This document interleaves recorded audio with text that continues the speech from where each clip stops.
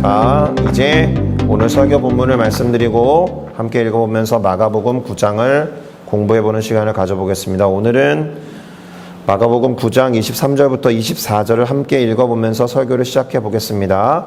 마가복음 9장 23절부터 24절을 다 같이 함께 읽어보도록 하겠습니다. 예수께서 이르시되 할 수 있거든이 무슨 말이냐? 믿는 자에게는 능히 하지 못할 일이 없느니라 하시니 곧 그 아이의 아버지가 소리를 질러 이르되 내가 믿나이다. 나의 믿음 없는 것을 도와주소서 하더라. 아멘. 자, 저는 우리가 함께 읽은 마가복음 9장 23절부터 24절 말씀을 가지고 믿음 없이 기도도 없다라는 제목으로 말씀을 전해 보도록 하겠습니다. 자, 제목에서 말하는 바와 같이 마가복음 9장의 키워드를 믿음과 기도라는 단어로 삼아 본 것입니다. 이 말은 믿음과 기도라는 안경을 쓰고 마가복음 9장을 들여다보겠다라는 뜻이 되겠습니다. 자, 그렇다면 먼저 우리는 이런 질문을 한번 던져볼 필요가 있습니다. 우리는 무엇을 믿는가? 그리고 예수님 당시의 사람들은 무엇을 믿고 있었을까? 자, 이런 질문을 던져보는 이유가 있습니다. 믿는다라고 할 때 반드시 목적어가 있기 때문에 그렇죠.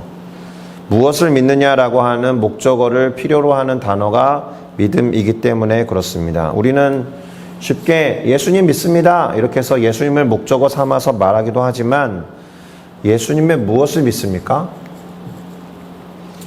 그분이 존재하신다라는 것을 믿습니까? 그분이 행하신 일이 역사적인 사실이라고 믿습니까?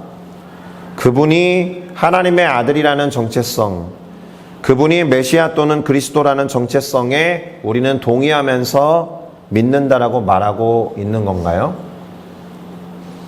그분이 반드시 당신이 하신 말씀과 같이 다시 오실 거다라는 사실을 믿고 있습니까? 사실은 이러한 믿음의 내용들을 다 압축하고 포괄해서 고백하는 것이 사도신경이었죠. 그래서 문제가 없는 교회 공동체에서는 반드시 사도신경을 신앙으로 고백하는 것입니다. 자, 이렇게 예수님을 믿는다라고 말할 때 여러 가지 믿음의 내용들, 컨텐츠가 존재할 수 있다라는 거예요. 자, 그러면 예수님 당시의 사람들은 무엇을 믿었을까요? 그들이 믿었던 가장 중요한 믿음의 내용은 그들이 그 믿음의 목적으로 삼았던 것은 메시아라는 존재에 관한 겁니다. 메시아가 와서 자신들을 로마의 압제로부터 또 다른 강력한 국가들의 통치와 억압으로부터 구원해내고 그 옛날 가장 위대한 왕이라고 존경하면서 인정하는 다윗과 같은 메시아가 나타나서 유대 민족의 나라를 회복할 거다라고 믿으면서 기대하고 고대하고 기다리고 있었던 거죠. 그래서 저 사람이 혹시 메시아인가 하고 조금이라도 유력한 사람, 조금이라도 범상치 않은 사람, 조금이라도 뭔가 능력 있어 보이는 사람들이 나타나면 메시아일지도 몰라 이렇게 질문을 던지면서 관찰하기도 하고 검증도 해보고 테스트도 해봤다라는 겁니다. 대표적으로 세례 요한도 그런 존재였고 예수님에 대해서도 마찬가지였습니다. 그리고 오늘 마가복음 9장 1절은 당시 사람들이 갖고 있었던 믿음의 중요한 내용을 예수님의 말씀을 통해서 기록하고 우리 가운데 가르쳐주고 있습니다. 무슨 말이냐면 마가복음 9장 1절은 이렇게 말합니다. 예수님이 하신 말씀인데요. 내가 진실로 너에게 말한다. 여기 서 있는 사람 중에는, 그러니까 지금 내 얘기를 듣고 있는 사람들 중에는 죽기 전에 하나님의 나라가 권능으로 임하는 것을 볼 자들도 있다. 이렇게 말씀하셨습니다. 무슨 말입니까? 당시 사람들은 그렇게 하나님의 나라가 임한다라고 믿고 고대하면서 기다리고 있었다라는 뜻이에요. 물론 이 하나님의 나라가 권능으로 임한다라는 것을 당시 사람들은 메시아가 와서 그 나라를 회복할 것이다 라는 그런 생각과 동일한 표현으로 썼습니다. 메시아가 나타나면 하나님의 나라가 권능으로 임해서 유대인들의 나라가 옛 위대한 왕 다윗처럼 그렇게 천하 만국으로 펼쳐져 나갈 것이다. 이런 생각을 하고 있었으니까 예수님이 저렇게 말씀하시면 당시 사람들은 아멘이라고 화답하지 않을 이유가 없죠.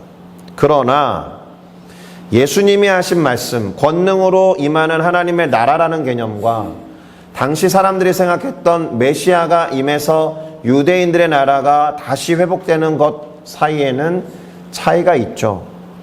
동일한 의미에서 하신 말씀은 아닙니다. 이런 거 뭐라 그럽니까? 동상이몽이라고 하죠. 예수님이 하신 말씀과 사람들이 저희 얘기를 듣고 생각하는 이미지 사이에는 엄청난 차이가 있었다라는 겁니다. 하나님의 나라에 대한 당시 사람들의 생각과 예수님의 생각, 메시아라는 말에 당시 사람들의 생각과 예수님의 생각에는 차이가 있었다. 자, 어찌됐든 오늘 본문은 그렇게 당시 사람들이 갖고 있었던 믿음, 그리고 신념, 기대, 그런 것들이 무엇이었는지와 관련된 이 예수님의 말씀으로 시작되었다라는 것을 기억하시면 좋겠습니다. 이 다음에 이어진 내용은 예수님께서 산에 올라가셨는데 그분의 모습이 변형되셨고, 그래서 옛날에는 변화산 이런 이야기를 했죠. 그리고 때마침 모세와 엘리야가 나타나서 함께하는 것을 예수님과 함께 산에 올라갔던 베드로, 야고보, 요한이 보았다라는 내용이 기록되어 있습니다. 이때 이제 베드로가 일종의 황홀경에 빠져서 이것이 자다 깨다를 반복한 것인지, 아니면 잠결이었는지, 아니면 직접 환상 속에서 보았는지, 그런 황홀경에 빠져서 예수님에게 한 말이 있죠. 마가복음 9장 5절에서 베드로는 이렇게 말합니다. 선생님, 우리가 여기에 있는 것이 너무 좋으니 초막 셋을 지어보겠습니다. 하나는 선생님을 위해서, 또 하나는 모세 선생님을 위해서, 그리고 나머지 하나는 엘리야 선지자를 위한 것입니다.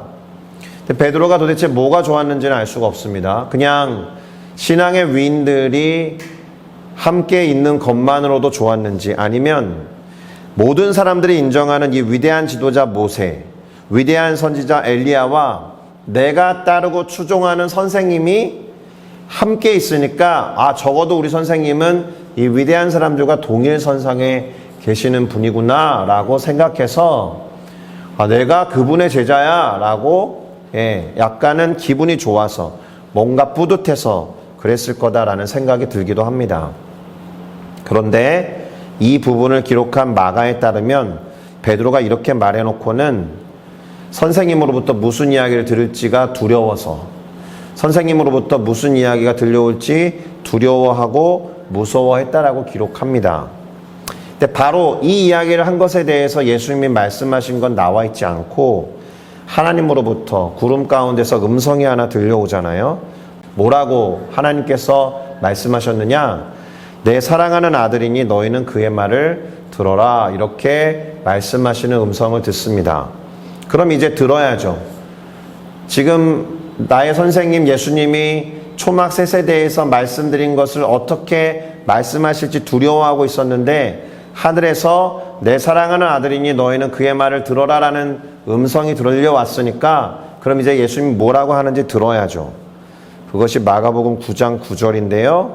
이렇게 기록합니다. 인자, 곧 내가 죽은 자 가운데서 살아날 때까지는 너희들이 지금 본 것을 아무에게도 이르지 말아라. 이렇게 예수님이 말씀하십니다. 자, 초점이 어디에 있는 거예요? 말하지 말라에 있는 거예요. 말하지 말라. 여기서 본 것을 말하지 말라는 것에 예수님의 방점이 있잖아요. 그런데 제자들은 무엇에 초점을 둔 것 같아요? 그 다음 구절에 이렇게 말합니다. 죽은 자 가운데서 살아나는 것이 도대체 무슨 의미일까? 이 생각을 하고 있었기 때문에 산에서 본 것에 대해서 말하지 말아라 이 말보다는 죽은 자 가운데서 살아난다는 것이 무엇일까? 혼란스러웠을 거예요. 일단 이들은 내가 따르는 선생님이 메시아라고 믿고 지금까지 따르고 있잖아요. 그런데 그 메시아가 죽는 것도 상상할 수 없는데 심지어 죽었다가 살아난다고? 이게 무슨 뜻이지? 이렇게 생각한 거죠. 그런데 잘 생각해 보세요. 이런 질문이 떠오름과 동시에 믿는 단계로 넘어가지 못해요. 죽은 자 가운데서 살아난다는 것이 무슨 뜻인지 이런 질문이 떠오르면 부활에 대해서 믿지 못해요. 내가 따르는 선생님 예수님이 죽는다라는 것도 믿지 못해요. 예. 내용을 제대로 이해하지 못하니까 이게 무슨 뜻인지 이렇게 하면 그냥 죽은 사람이 다시 살아나는 것 자체가 믿기도 힘든 사실인데 자신들의 스승이 하는 말을 지금 이해하지 못하니까 믿음으로 나아가기를 기대할 수 없는 상태를 드러내는 표현인 겁니다. 그래서 예수님은 설명을 조금 더 해줘야겠다. 당시 사람들이 갖고 있었던 당신과 다른 생각, 당신에 대한 불신을 허물어 버릴 수 있는 이야기를 하나 꺼내십니다. 일종의 논리 대결을 하신 거예요. 변증을 행하신 것인데 구약 성경에 기록된 구절을 언급하시면서 반박하셨다라는 겁니다. 마가복음 9장 11절에서 12절에 보면 예수님이 이렇게 말씀하시거든요. 엘리야가 과연 먼저 와서 모든 것을 회복하거니와 어찌 인자에 대하여 기록하기를 많은 고난을 받고 멸시를 당하리라 기록되었느냐. 그러나 내가 너에게 이르노니 엘리야가 왔을 때 기록된 바와 같이 사람들이 함부로 대우하였느니라. 이렇게 말씀하셨습니다. 무슨 말인지 어렵죠? 직관적으로 와닿지 않죠? 그래서 조금 풀어서 설명을 해드리면 메시아가 오기 전에 엘리야와 같은 누군가가 와서 모든 것을 회복해야 한다라고 성경에 쓰여 있다. 그리고 인자, 곧 메시아는 와서 많은 고난을 받고 멸시를 당할 것이다 라고 성경이 말하고 있다. 그런데 서기관이 뭐예요? 필사하는 사람들이거든요. 필사하고 성경을 가르치는 사람들인데 엘리야 곧 세례 요한이 먼저 왔으나 성경이 기록한 바와 같이 엘리야를 알아차리지 못하고 함부로 대우했다 이렇게 말씀하신 거죠. 그러니까 엘리야에 대해서도 그 정도인데 메시아가 와서 멸시를 당하고 고난을 받는다는 얘기를 니네가 믿겠냐 이런 거예요. 멸시당하고 고난을 받는다는 사실도 못 믿을 텐데 죽는다는 것을 받아들일 리도 없고 죽음을 전제로 하지 않는데 부활을 이야기도 못했을 것이죠. 이렇게 성경에 기록된 내용들을 슬쩍 말씀하시면서 당시에 사람들이 갖고 있었던 어떤 신념이나 선입견 같은 것들을 한 번씩 후벼 파시는 겁니다. 그러니까 우리가 지금 주목해야 하는 것은 무엇이냐? 당시 제자들을 비롯한 사람들의 관심과 믿음이 어디에 있는가? 여기에 초점을 둘 필요가 있습니다. 당연히 메시아에게 관심이 있었어요. 그리고 당연히 메시아를 기대하고 기다리고 있을 정도로 메시아가 오실 거야 라고 믿음을 갖고 있었어요. 그런데 여기서 살짝 더 진행된 게 뭐냐면 그런 메시아는 이래야 해 라고 자기 신념에 사로잡혀서 예수님으로 이 땅에 오신 메시아, 세례 요한으로 이 땅에 왔던 엘리야와 같은 위대한 선지자를 알아차리지 못한 겁니다. 그러니까 엉뚱한 것에 시선을 빼앗기고 시야가 가려지면 제대로 못 보는 것처럼 제대로 된 믿음이 아니면 잘못된 믿음과 신념으로 흐르게 되는 겁니다. 자, 그렇게 예수님의 모습이 변모되었던 산으로부터 내려왔더니 남아있었던 제자들과 서기관들 사이에서 어떤 논쟁이 벌어지고 있음을 보게 돼요. 바로 말을 못하도록 하는 귀신에 들린 어떤 아들, 그것에 관한 이야기가 뒤에 나옵니다. 자기 아들이 그렇게 귀신에 들린 것 때문에 괴로워했던 아버지가 지금 벌어진 상황에 대해서 예수님에게 설명하는 거거든요. 마가복음 9장 17절에서 18절인데요. 그는 이렇게 설명합니다. 예수님에게 선생님, 말 못하게 만드는 귀신에 들린 제 아들을 제가 선생님에게로 데려왔습니다. 근데 이 못된 귀신이 제 아들을 어떻게 괴롭히냐 하면 거꾸러져서 거품을 흘리기도 하고 이를 갈면서 몸이 형편없이 피폐해지게 만듭니다. 그런데 선생님을 믿고 제 아들을 데리고 왔는데 선생님은 계시지 않았고 그래서 선생님의 제자들에게 제 아들을 사로잡고 있는 귀신들을 좀 내어 쫓아달라라고 했지만 그들이 능히 그렇게 하지 못해서 지금 이러와 같은 소동이 벌어졌습니다. 이렇게 보고를 한 거예요. 그래서 예수님은 일단 첫째 제자들을 나무라시죠. 그 다음 구절 마가복음 9장 19절인데요. 이렇게 나무라십니다. 믿음이 없는 세대여, 내가 얼마나 너희와 함께 있으며 얼마나 너희에게 참아야 하겠는가. 이렇게 말씀하시고는 귀신 들린 아들을 당신에게로 데려와라 라고 명하셨습니다. 그리고는 그 아버지에게 이제 물어보죠. 치유를 행하기 전에 물어봅니다. 언제부터 이렇게 되었느냐? 대답하죠. 어릴 때부터 그랬습니다. 귀신이 아들을 죽이려고 불에도 던져놓고 물에도 자주 던졌습니다. 그러니 무엇인가를 하실 수 있다면 우리를 불쌍히 여기셔서 좀 도와주십시오. 이렇게 말한 거예요. 자, 예수님이 어떤 말에 발끈하셨을까요? 무엇을 하실 수 있다면이라는 이 문장에 사실 발끈하신 거예요. 자, 그러면 질문을 하나 드려볼까요? 이 귀신 들린 아들의 아버지는 믿음이 없는 자였을까요? 아니에요. 믿음이 없는 자였다면 아들을 예수님에게로 데려오지도 않죠. 그랬을 리가 없어요. 그렇다면 왜 이 사람은 예수님에게 마치 믿음이 없는 것 같은 표현, 무엇을 하실 수 있거든 이라는 말을 했을까요? 다시 한번 이 사람이 어떻게 이 상황에 놓였는지 돌아볼 필요가 있는 거죠. 자, 믿음을 가지고 예수님을 찾아왔는데 예수님이 부재 중에 계셨어요. 그래서 제자들에게 귀신을 내쫓아달라고 했던 겁니다. 그런데 그러지 못한 상황이 된 거죠. 그러면 무엇인가를 하실 수 있다면 이라고 의심 섞인 말을 하게 된 이유가 어디에 있을까요? 제자들에게 있는 거예요. 제자들이 능히 귀신을 쫓아내지 못하는 모습으로 인해서 그럼 이 제자들의 스승인 예수님도 뭔가를 하실 수 없는 게 아닐까 하는 의심의 마음이 살짝 들었던 것이다 라는 생각이 들어요. 그래서 무엇을 하실 수 있거든 이라는 말을 한 것이다 라고 할 수 있습니다. 예수님이 하신 말씀과 같이 제자들에게 믿음이 없었기 때문에 그 아버지는 이렇게 말할 수밖에 없었던 거예요. 믿음을 갖고 왔던 귀신 들린 아들의 아버지도 제자들로 인해서 예수님을 의심하는 그런 말을 할 수밖에 없었다. 이게 오늘 대단히 중요한 부분입니다. 자, 그래서 예수님이 발끈하시듯이 이렇게 말씀하신 겁니다. 오늘 설교 본문인데요.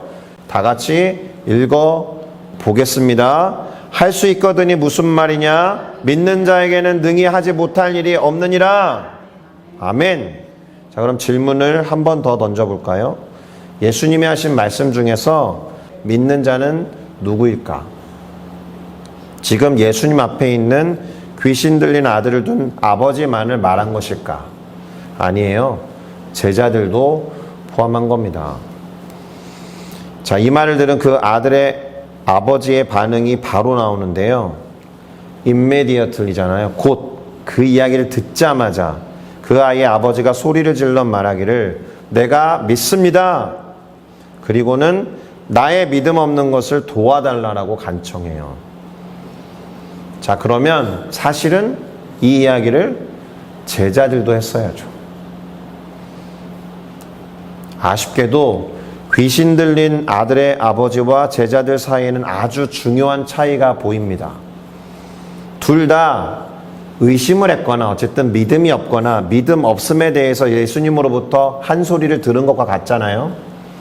그런데 한 사람은 믿음 없음을 도와주세요라고 예수님에게 기도하듯 말했다는 거고, 제자들은 그 이후에 예수님 우리는 어찌하여 능히 그 귀신을 쫓아내지 못하였나이까 이렇게 말했다라는 거예요. 어떤 차이가 있어요?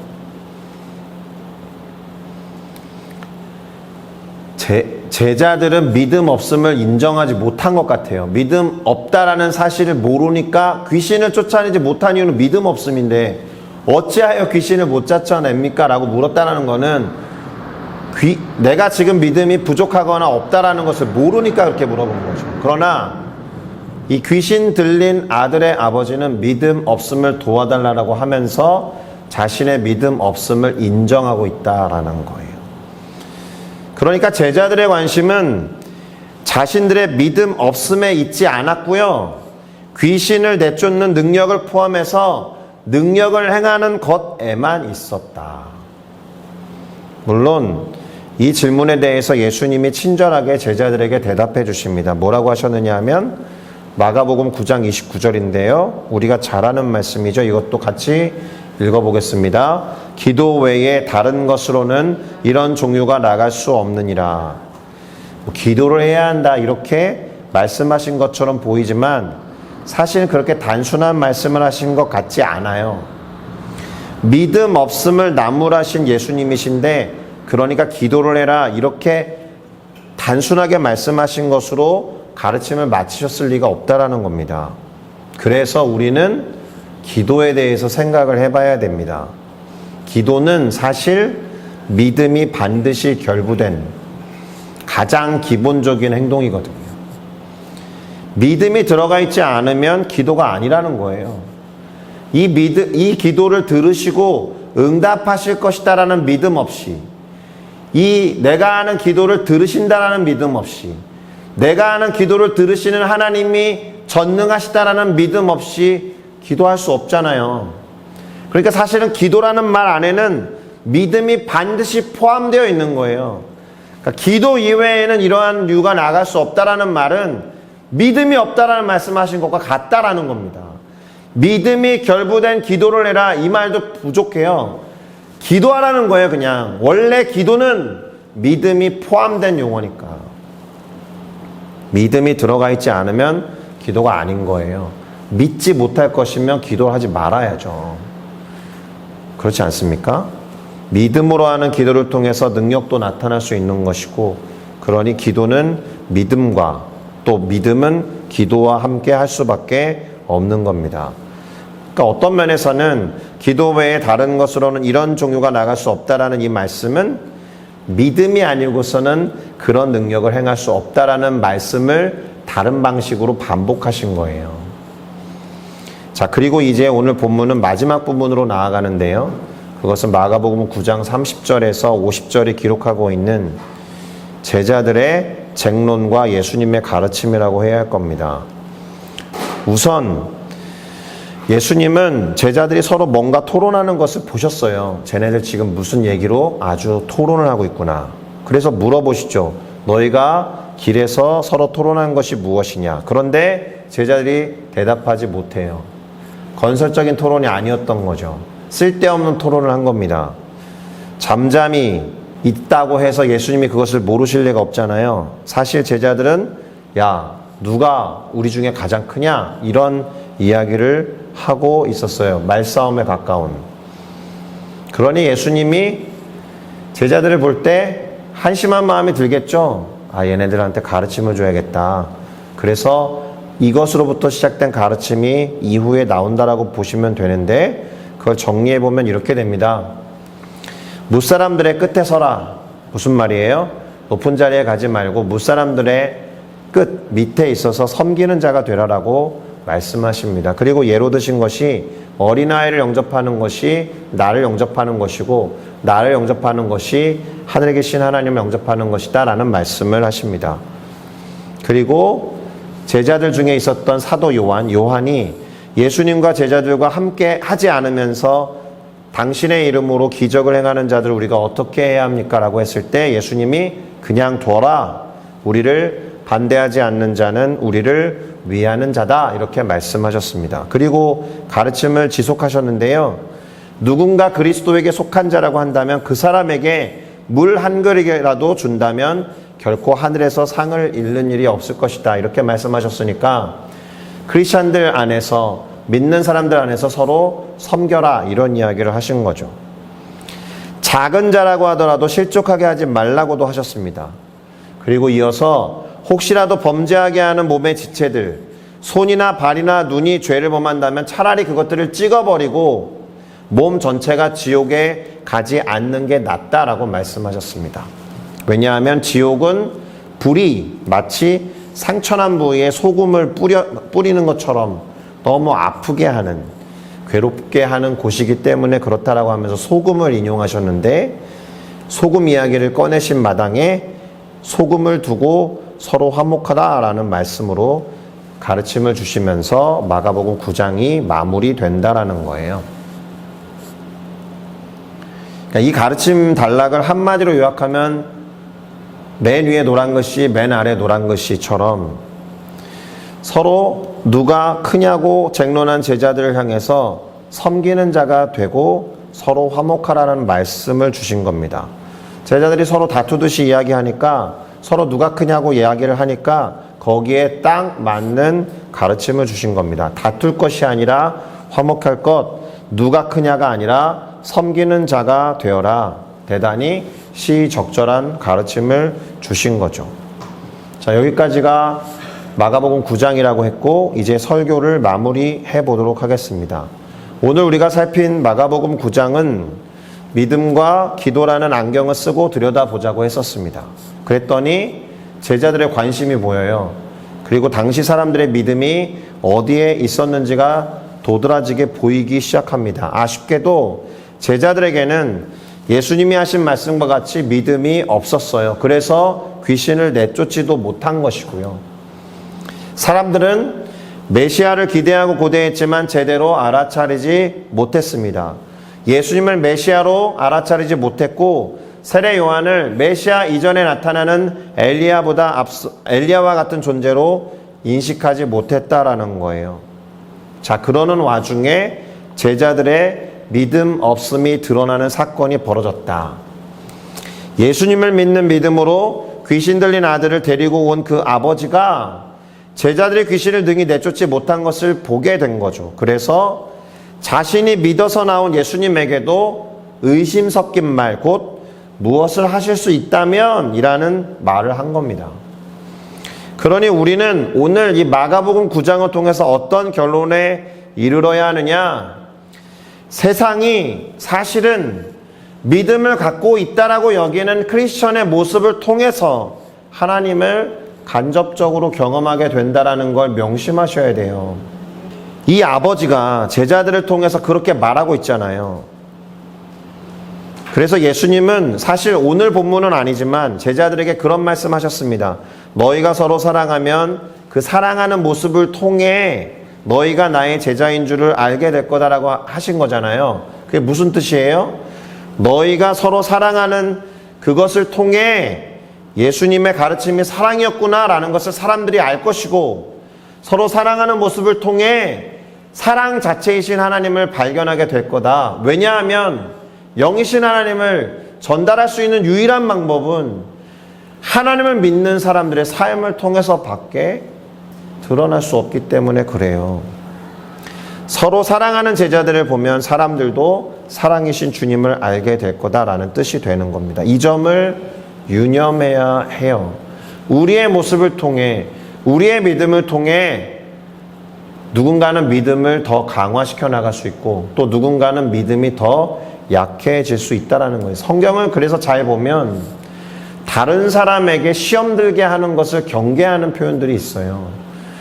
작은 소자라도, 작은 아이일지라도 시험 들게 하면 연자맷돌 둘러매고 물에 빠지는 게 낫다라고 할 정도로 우리의 모습이 누군가에게 믿음의 시련을 주게 하지 않을 것에 대해서 말씀하신다라는 겁니다. 우리에게 믿음이 없다면 예수님을 향한 믿음과 확신을 다른 사람에게도 줄 수 없다. 마지막으로, 그래서 믿음으로 하는 기도, 사실은 믿음으로 하는이라는 말을 쓸 필요 없다라고 그랬잖아요. 기도 자체가 믿음의 행위인 것이지만 어쨌든 믿음으로 행하는 기도, 그리고 서로 섬기고 서로 화목하고 서로 사랑하는 모습이 세상에게, 하나님을 모르는 사람들에게 우리가 믿고 신앙하는 하나님을 드러낼 수 있는 방법이다. 이 사실을 인식하고 명심해야 할 줄로 믿습니다. 오늘 하루, 또 5월달 이 한 달, 남은 한 70%의 올 한 해 우리의 모습과 우리의 믿음을 통해서 하나님이 더 잘 드러나고 하나님을 더 잘 믿게 되는 놀라운 일들이 풍성하게 되기를 예수 그리스도의 이름으로 축복합니다. 기도하시겠습니다.